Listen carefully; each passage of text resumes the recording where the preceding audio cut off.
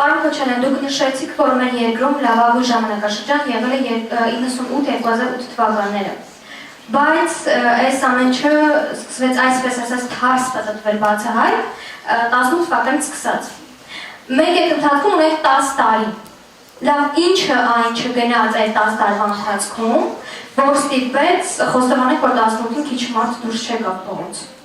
Ինչը այդ 10 տարվա մեջ այն չգնաց, միգուցե սխալներ կային, միգուցե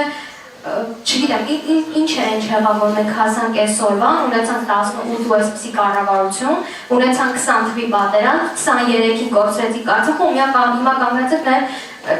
չվախենանք ասել Հայաստան կորցնելու։ Շնորհակալ եմ։ Տեսեք, ես ասել եմ խաղաղության և տնտեսության աճի տեսանկյունից լավ տարիների մասին, սրանք փաստեր են։ Լավը շատ ժամանակ մի քիչ նաև զգայական ընկալում ունենում,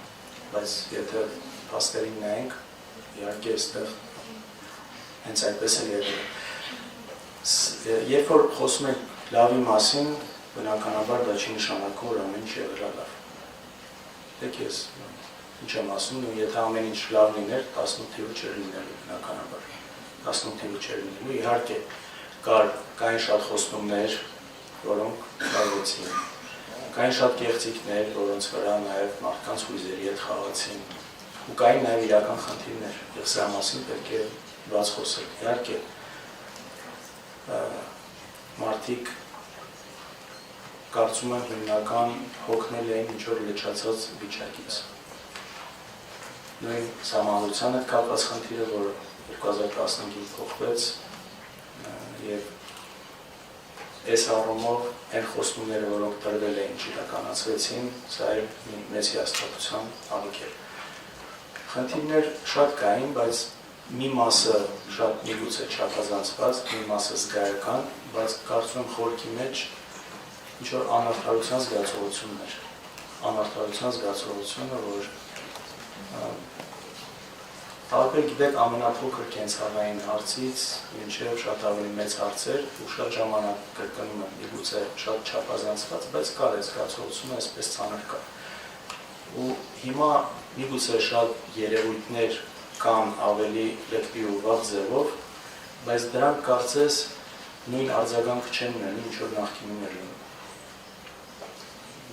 Սա կարծում եմ շատ այսօր մարդիկ են, ովքեր հենց այն գործիքներին, այն արհեստավարժությունը ունեն ներկայացնելու, մանիպուլացնելու, ինչ-որ բաներ իրար հակադրելով մյուսի համեմատ ավելի լավ պատկեր ստանալու։ Բայց խնդիրներ եղել են, ես հիմա չեմ ուզում մտնել դրա մեջ, կոնկրետ նաև 2008-2018 խնդիրների մեջ, բայց եթե չլինեին այդ խնդիրները, չէր լինի նաև 2018 թիվը։ Սա իմ համոզմունքն է։ Խնդիրներ եղել են նաև դրանից առաջ և դրանից առաջ։ Դեք ամեն փուլում երկիրը զարգացման կարծում ունենում է իր առաջնահերթությունները նայած ինչի վրա է ստանում։ Օրինակ 98 թվականին, 97-98 թվականներին մարդիկ ամիսներով նույնիսկ մինչև մի տարի աշխատավարձ չէին ստանում։ Մենք ունեինք շատ աղետալի վիճակում, հատկապես Շիրակի և Լոռիի մարզերում աղետի դողություն ունեցած մարդիկ, ովքեր տուն չունեն, տեղ չունեն, այսինքն առաջնահերթություններ ունեինք շատ տխուր վիճակում տնտեսություն, երկրի բյուջեն ընդամենը 300 միլիոն դոլար էր, պարտքեր մնացած և այստեղ առաջնահերթությունները դրվում են հենց այդ ավելի վառվող խնդիրների վրա։ Կարծում հիմա այն վիճակում ենք, որ առաջնահերթությունը մի քիչ այլ են, և սա ինչի որ եմ ասում ես առաջնահերթությունները, երբ որ ուշադրություն կամ ողջ կենտրոնանում է դրա վրա, ինչ-որ տեղեր նաև ունենումս դաստողում է,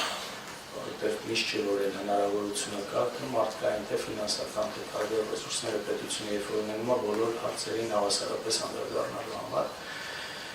բայց կարծում ամենամեծ խնդիրը մենք ունեցել ենք հենց կրթության ոլորտում։ Այսինքն այն մյուս հարցերին կարևորություն տալով, կարծում նաև կրթությունն է բավական շատ ուժեղ։